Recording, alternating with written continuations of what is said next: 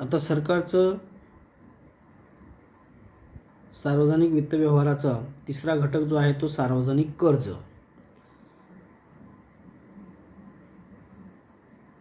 खर्चाची पूर्तता करण्यासाठी सरकारकडे उत्पन्न जर नसेल, सरकारकडे पैसा जर नसेल तर सरकारला इतर घटकाकडनं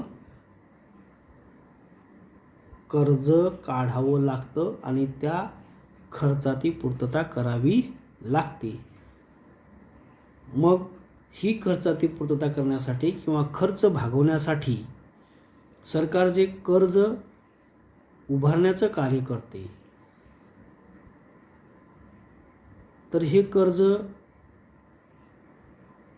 कोणकोणत्या प्रकारचं असतं, या प्रकाराची जर चर्चा विचारात घेतली तर हे कर्ज अंतर्गत कर्ज आणि बाह्य कर्ज या दोन प्रकारच्या कर्जाचा आधार घेऊन सरकार कर्ज उभारणीचं कार्य करते.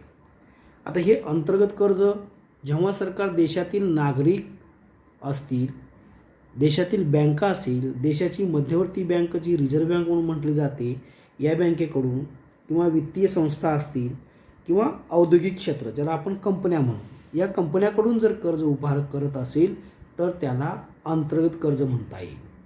म्हणजे देशातल्या देशात जेव्हा सरकार देशातील नागरिक असतील, बँका असतील, मध्यवर्ती बँका असतील, वित्तीय संस्था असतील, औद्योगिक क्षेत्र असतील इत्यादीकडनं कर्ज जर उभारत असेल, इत्यादीकडनं जर कर्ज घेत असेल तर त्यास अंतर्गत कर्ज असं म्हटलं जातं.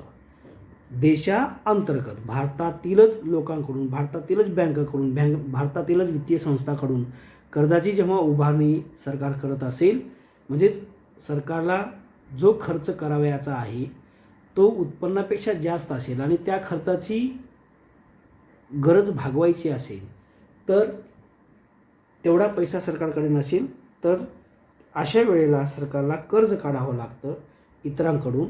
तर मग अशा वेळेला देशाअंतर्गतच जे श्रीमंत व्यक्ती असतील, श्रीमंत कंपन्या असतील, उद्योगसंस्था असतील, बँका असतील, वित्तीय संस्था असतील, अशा घटकाकडून जेव्हा कर्जाची उभारणी करते तेव्हा त्याला अंतर्गत कर्ज असं म्हटलं जातं. बाह्य कर्ज जेव्हा सरकार परकीय देशातील सरकार असेल, परकीय देशातील बँका असतील किंवा वित्तीय संस्था असतील, आंतरराष्ट्रीय संस्था असतील, उदाहरणादाखल नाणेनिधी असेल, जागतिक बँक असेल इत्यादीकडनं जेव्हा कर्ज घेते तेव्हा त्यास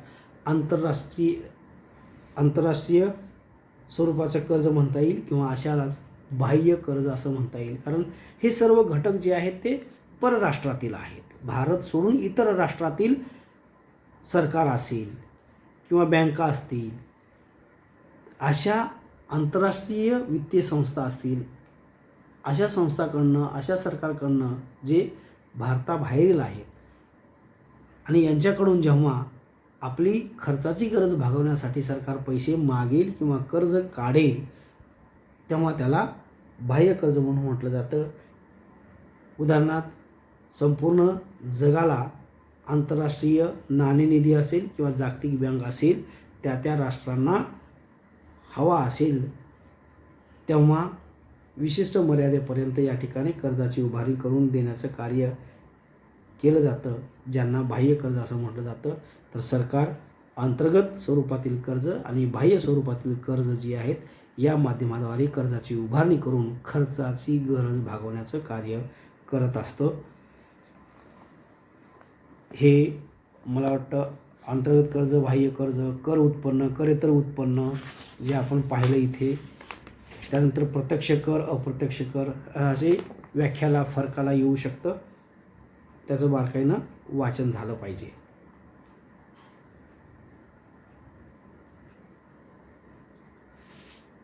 त्यानंतर चौथा मुद्दा आहे वित्तीय धोरण. भारतातील वित्तीय व्यवहाराचा चौथा घटक आहे वित्तीय धोरण. तिसरा सार्वजनिक कर्ज, चौथा राज्य वित्तीय धोरण. राज्य वित्तीय धोरण म्हणजे देशाच्या अर्थव्यवस्थेचे नियंत्रण करण्यासाठी आणि प्रभाव पाडण्यासाठी ज्याद्वारे शासन आपल्या खर्च पातळीत आणि कर दरात बदल करते असे साधन म्हणजेच राज्य वित्तीय धोरण होय. देशाची अर्थव्यवस्था जी आहे या अर्थव्यवस्थेचं नियंत्रण करण्यासाठी आणि संपूर्ण अर्थव्यवस्थेवर प्रभाव कायम ठेवण्यासाठी सरकार जेव्हा जेव्हा आपल्या खर्चामध्ये बदल करत असते, त्याचबरोबर वेगवेगळ्या वस्तू आणि सेवावर आकारला जाणारा जो कर आहे, या करामध्ये बदल करून जेव्हा वित्तीय धोरण स्थिर ठेवण्याचं कार्य, अर्थव्यवस्था स्थिर ठेवण्याचं कार्य करण्यासाठीचं हे एक राज्य वित्तीय धोरण प्रमुख साधन म्हणून म्हणता येईल किंवा मानलं जातं. या धोरणाद्वारे सार्वजनिक खर्च आणि सार्वजनिक उत्पन्नाशी हे धोरण निगडीत असतं. थोडक्यात शासनाने राबवलेले वित्तीय धोरण म्हणजेच राज्य वित्तीय धोरण होय. सरकार जेव्हा जेव्हा गरज भासेल तेव्हा तेव्हा देशाची अर्थव्यवस्था पाहून किंवा देशाच्या अर्थव्यवस्थेचं स्वरूप विचारात घेऊन वेळोवेळी धोरणं बदलत असते. हे धोरण म्हणजेच या ठिकाणी सरकारचं राज्य वित्तीय धोरण होय. थोडक्यात जर म्हणायला गेलं तर अर्थव्यवस्थेचा विचार करून देशातील वेगवेगळ्या वस्तू व सेवांची उत्पादनाची स्थिती, एवढं मोठं आपण केवळ आपलं छोटंसं कुटुंब चालवताना आपल्याला नाकी नऊ येतं. वेगवेगळ्या माध्यमाद्वारे आपण पैसा उभारतो, आपल्या गरजा भागवतो. तर सरकार देश चालवत असताना जेव्हा जेव्हा गरज भासेल तेव्हा तेव्हा आपल्या वित्तीय धोरणामध्ये बदल घडवून आणून देशाची अर्थव्यवस्था स्थिर ठेवण्यासाठीचा प्रयत्न केला जातो, ज्याला वित्तीय धोरण असं या ठिकाणी म्हटलं जातं. त्यानंतर शेवटचा जो आहे वित्तीय प्रशासन. शासनाच्या उत्पन्न खर्च आणि कर्जाची सुरळीत आणि कार्यक्षम अंमलबजावणी म्हणजेच वित्तीय प्रशासन होय. देशातील उत्पन्न असेल, खर्च असेल किंवा कर्ज असेल, वेगवेगळ्या माध्यमातून प्राप्त होणारं उत्पन्न, वेगवेगळ्या माध्यमावर सरकारकडून देशाचं हित विचारात घेऊन करावा लागणारा सरकारला खर्च, उत्पन्नापेक्षा खर्च जास्त असेल तर त्या खर्चाची गरज भागवण्यासाठी किंवा त्याची पूर्तता करण्यासाठी इतरांकडनं देशांतर्गत किंवा देशाबाहेरील प्रकारचं कर्ज उभारून भागवावा लागणारा खर्च, या सर्वावर कार्यक्षम स्वरूपामध्ये नियंत्रण ठेवून त्याची योग्य त्या वेळेत फास्ट प्रक्रिया करून कार्यक्षम स्वरूपामध्ये त्याची अंमलबजावणी, त्याला लागू करणं, ज्याला वित्तीय प्रशासन असं या ठिकाणी म्हटलं जातं. म्हणजे एक प्रकारचं स्वतंत्र डिपार्टमेंट असतो ज्याला वित्तीय प्रशासन असं म्हटलं जातं, ज्याद्वारे संपूर्ण देशाच्या अर्थव्यवस्थेचं नियंत्रण करण्यासाठी हे वित्तीय प्रशासन नेमलेलं असतं, जेणेकरून अर्थव्यवस्था ही स्थिर स्वरूपात राहावी आणि त्याचबरोबर अर्थव्यवस्थेमध्ये वृद्धी घडून यावी, यासाठी हे वित्तीय प्रशासन काम करत असतं. अशा पद्धतीनं या भारतातील वित्तीय व्यवहारांची माहिती आपल्याला घेता येईल. यामध्ये शेवटचा भाग जो आहे तो भाग आहे अंदाजपत्रक, ज्यालाच आपण अर्थसंकल्प म्हणतो, ज्यालाच आपण बजेट म्हणतो. अर्थसंकल्प हे वित्तीय प्रशासनाचे एक महत्त्वाचे साधन आहे, ज्यामुळे राज्याचे सर्व आर्थिक व्यवहार नियंत्रित केले जातात. आगामी आर्थिक वर्षातील अपेक्षित प्राप्ती म्हणजेच उत्पन्न, प्राप्त होणारं उत्पन्न आणि नियोजित खर्च याचं संपूर्णपणे विवरण ज्यामध्ये असतं, ज्याला अंदाजपत्रक असं म्हटलं जातं. दर वर्षाच्या म्हणजे 1 एप्रिल ते 31 मार्च या कालावधीमध्ये जे देशातील सरकारकडे जमा होणारा उत्पन्न म्हणजेच पैसा आणि त्याचबरोबर सरकारकडून केला जाणारा जो खर्च आहे, याचं संपूर्ण जमा आणि खर्च यांचं संपूर्णपणे विवरण दर्शवणारं घटक म्हणजेच किंवा साधन म्हणजेच अंदाजपत्रक होय. ज्या अंदाजपत्रकाद्वारे संपूर्ण देशाच्या अर्थव्यवस्थेची माहिती सादर केली जाते, जी संपूर्ण देशातील जनतेला देशाच्या अर्थव्यवस्थेविषयी संपूर्णपणे इत्थंभूत माहिती प्राप्त होत असते. जसं आपण दररोज उठल्याच्या नंतर आरशासमोर उभे राहतो आणि मी कसा दिसतो, मी कसा दिसते, आणि आरसा आपल्याला संपूर्णपणे आपल्या सौंदर्याची माहिती सांगतो. तसंच संपूर्ण देशाची एका वर्षाच्या कालावधीतील 1 एप्रिल ते 31 मार्च या कालावधीत या आर्थिक वर्षातील संपूर्णपणे जमा आणि खर्चाचं, उत्पन्न आणि खर्चाची माहिती या अंदाजपत्रकाद्वारे स्पष्ट करण्यासाठीचं साधन, ज्याला अंदाजपत्रक असं म्हटलं जातं. थोडक्यात एका आर्थिक वर्षाच्या कालावधीमध्ये सरकारची अपेक्षित प्राप्ती व नियोजित खर्चाचं वित्तीय विवरण म्हणजेच अंदाजपत्रक होय. म्हणजे एका वर्षाच्या कालावधीमध्ये सरकारला मिळणारी जमा रक्कम म्हणजेच उत्पन्न आणि त्याचबरोबर सरकारकडून नियोजित स्वरूपामध्ये करण्यात येणारा खर्च यांचं विवरण दर्शवणारं पत्रक म्हणजेच त्याला अंदाजपत्रक असं म्हणता येईल. भारतीय राज्यघटनेच्या कलम 112 अंतर्गत शासकीय अंदाजपत्रकाची तरतूद ही केली जाते. भारत सरकारच्या प्रत्येक अंदाजपत्रकात 7 अंदाजपत्रकीय दस्तऐवजाद्वारे सार्वजनिक वित्त व्यवहाराच्या तपशिलाचे संपूर्णपणे वर्णन केलेले असतं. अंदाजपत्रक हा शब्द म्हणजेच इंग्रजीमध्ये बजेट हा फ्रेंच भाषेतील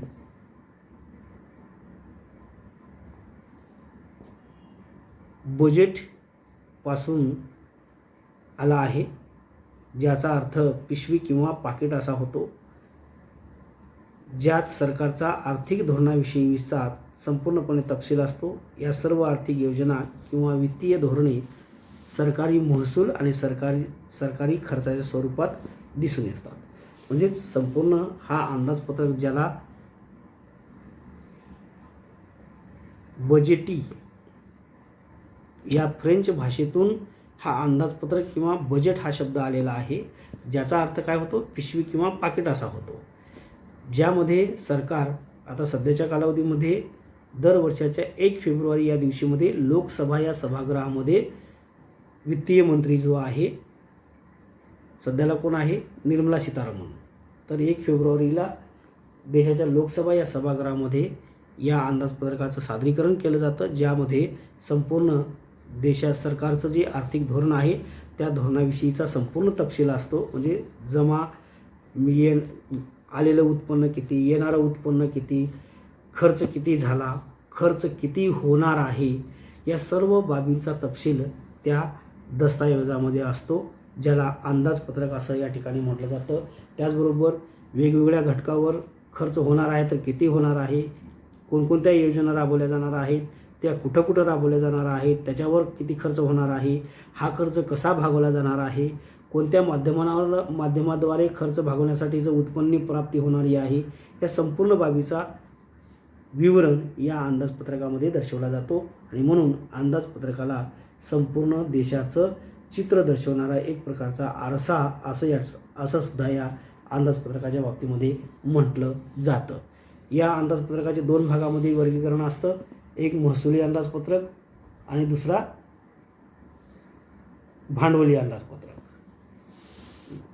या अंदाजपत्रकाचे 2 भागामध्ये विभाजन होते, महसुली अंदाजपत्रक आणि भांडवली अंदाजपत्रक.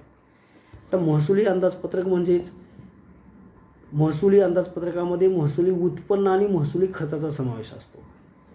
म्हणजेच सरकारला वेगवेगळ्या माध्यमाद्वारे प्राप्त होणारं उत्पन्न आणि त्याचबरोबर हे उत्पन्न कोणकोणत्या घटकावर खर्च करावयाचा आहे याची संपूर्ण माहिती या महसुली अंदाजपत्रकामध्ये असते. महसुली प्राप्तीचे विभाजन कर आणि करेतर उत्पन्नात होते. कर उत्पन्नात उत्पन्न कर, कंपनी कर इत्यादीचा समावेश होतो. तर महसुली खर्चामध्ये करेतर उत्पन्नात कर्जावरील व्याज, गुंतवणुकीवरील लाभांश, राज्यांना दिलेली अनुदाने, 6व्या किंवा इतर प्रकारचं सहाय्य इत्यादीचा समावेश असतो. म्हणजेच सरकारचं महसुली उत्पन्न कर उत्पन्न किंवा कंपनी कर या माध्यमातून प्राप्त होत असतं. तर महसुली खर्च कोणता, तर करेतर उत्पन्नात कर्जावरील व्याज. म्हणजे सरकार ज्या ज्या घटकाकडनं खर्च भागवण्यासाठी जे कर्ज घेते त्या कर्जावरील व्याजासाठीचा करण्यात येणारा खर्च, त्याचबरोबर वेगवेगळ्या क्षेत्रामध्ये जी गुंतवणूक केलेली आहे त्या गुंतवणुकीवरील नफा लाभ असेल तो लाभ भरण्यासाठीचा खर्च, राज्यांना दिलेली अनुदाने. आता देशामध्ये सध्या कोविडचं प्रमाण कोविड आजाराचं प्रमाण किंवा प्रादुर्भाव मोठ्या प्रमाणात आहे. तर या समस्येतून, या आजारातून बाहेर पडण्यासाठी केंद्र सरकार म्हणजेच देशाचं सरकार जे आहे ते वेगवेगळ्या राज्यांना अनुदानाच्या स्वरूपामध्ये पैसा पुरवत असते. त्यासाठीचा खर्च सरकारला करावा लागत असतो. तर साधं घ्या, आपण घरामध्ये गॅसचा वापर करतो आहोत, सिलेंडर, तर याच्यावर सुद्धा सरकार एकीकडनं किंमत जास्त घेते आणि पुन्हा अनुदान देते. या अनुदानावर सुद्धा सरकार खर्च या ठिकाणी करत असते. तर हा अशा प्रकारचा अनुदान किंवा ऐन वेळेला आपत्तीजनक स्वरूपामध्ये जर समस्या निर्माण झाल्या तर या समस्येतून बाहेर पडण्यासाठी सरकारकडून केलं जाणारं सहाय्य याच्यावर सुद्धा सरकारला खर्च करावा लागतो. तर अशा प्रकारचा कर उत्पन्न आणि करेतर उत्पन्नामध्ये जो काही सरकारला खर्च करावा लागतो, तर अशा दोन प्रकारचा महसुली अंदाजपत्रक सादर करून त्याद्वारे संपूर्णपणे माहिती ही लोकांसमोर प्रदर्शित केली जाते, मांडली जाते. त्यानंतर भांडवली अंदाजपत्रक जो आहे, या भांडवली अंदाजपत्रकामध्ये कशाचा समावेश असतो, तर भांडवली उत्पन्न आणि भांडवली खर्च याचं विवरण मांडलेलं असतं. शासनाने भांडवली उत्पन्न म्हणजेच मध्यवर्ती बँका आणि लोकांकडून घेतलेली कर्जे, सार्वजनिक क्षेत्रातील उद्योगाच्या सहभागाची विक्री करून मिळालेले उत्पन्न, त्याचबरोबर विदेशी शासन आणि संस्थांकडून मिळालेली कर्जे, विशेष ठेवी इत्यादी बाबीचा समावेश या भांडवली अंदाजपत्रकामध्ये असतो. म्हणजे भांडवली अंदाजपत्रकामध्ये सरकार जे आहे हे देशातील मध्यवर्ती बँका असतील, लोकांकडून घेतलेली कर्ज असतील, त्याचबरोबर सरकारी क्षेत्रातील उद्योगाच्या समभागाची विक्री असेल आणि त्यातून मिळालेलं उत्पन्न असेल, याचा संपूर्णपणे विवरण या भांडवली अंदाजपत्रकामध्ये सादर केला जातो. त्याचबरोबर भांडवली खर्चामध्ये शासनाच्या विकास प्रकल्पातील खर्च असतील, गुंतवणुका असतील, राज्य शासनाला शासकीय कंपन्या, महामंडळे आणि इतर घटकांना दिलेली कर्जे असतील इत्यादीचा समावेश या भांडवली खर्चामध्ये असतो. आणि अशा पद्धतीनं महसुली अंदाजपत्रक आणि भांडवली अंदाजपत्रक अशा दोन भागामध्ये देशाचं संपूर्ण अंदाजपत्रक हा विभागलेला असतो. आणि संपूर्ण देशाच्या अर्थव्यवस्थेविषयीचं चित्रण या अंदाजपत्रकाद्वारे दरवर्षी 1 फेब्रुवारीला देशामध्ये लोकसभा सभागृहामध्ये मांडून संपूर्ण देशातील जनतेसमोर देशाची आर्थिक स्थिती काय आहे याचं संपूर्णपणे चित्रण मांडण्याचं साधन म्हणजेच हा अंदाजपत्रक होय. आता या अंदाजपत्रकाचे 2 ते 3 भागामध्ये वर्गीकरण होतं, विभाजन होतं किंवा अंदाजपत्रकाचे प्रकार पडतात, ज्यामध्ये समतोल अंदाजपत्रक, शिल्कीचे अंदाजपत्रक, तुटीचे अंदाजपत्रक. मात्र या घटकाचा काही आपल्याला अभ्यास करावयाचा नाही आहे. केवळ माहितीसाठी हे एक वेळेस नजर टाका, वाचन करा, जेणेकरून तुम्हाला अंदाजपत्रकाचे प्रकार जे आहेत ते समजतील. याचा काही अभ्यास आपल्याला यावर्षी परीक्षेसाठी नाही आहे. म्हणून हा काही शिकवण्याची किंवा समजून सांगण्याची गरज नाही आहे. केवळ माहितीस्तव तुम्ही हा भाग वाचून ठेवा. ठीक आहे, हा पाठ इथे संपलेला आहे असं आपल्याला म्हणता येईल.